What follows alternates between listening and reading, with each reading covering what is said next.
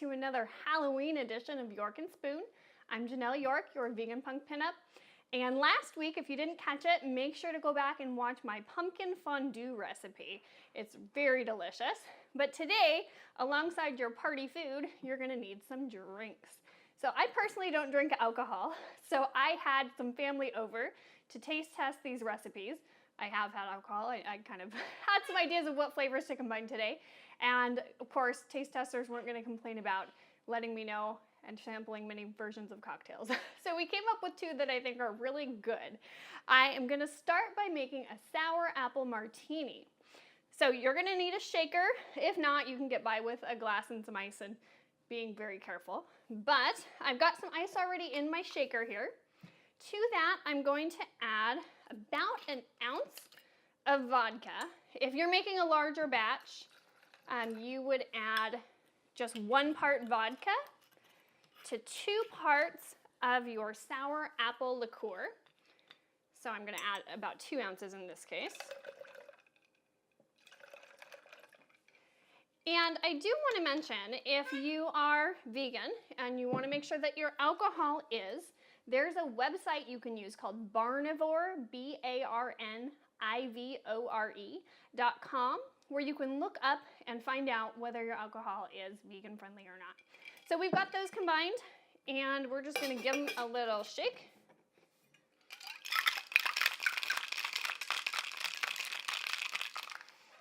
And before we pour this in our glass, we're going to get a little fancy and rim our glass with some cinnamon sugar today. So I've got a lime wedge, and I am just going to rim the edge of my martini glass. And then on a plate here, I have some fine granulated sugar and some cinnamon that I've stirred together. So I'm just dipping the edge. Looks good. Perfect. Now my shaker is a little hard to open, so there we go. You'll pour your sour apple martini. So now, this is sour apple for a reason, because it is going to be sour. If you want something a little more sweet, you could try using some apple juice and less of the sour apple liqueur, but I like the sour version. I did taste test a little bit yesterday. So next, we're going to start with a creepy cocktail. I'm going to make O negative is what I've named this. So we're going to just add our ice directly into the glass for this drink. So whoop, throw in ice. Just a bit to keep it chilled, but I also like to chill my alcohol for a drink like this ahead of time as well. So I'm going to take some grenadine, and you want to make sure you get a kind that doesn't use carmine as an ingredient. That's a natural color that is actually ground beetles. So we're going to pour a little bit in the bottom. We want to sit the red color on the bottom. It's going to look really cool in the glass. With that, I'm going to add some black spiced rum. Now, if you can't find black, just use dark spiced rum, but this one looks really cool with the really dark color.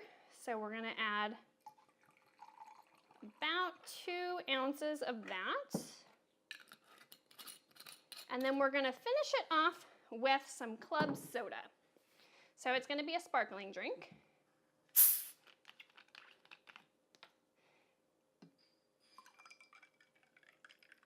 So it turns out a nice blood red color, hence the name O negative.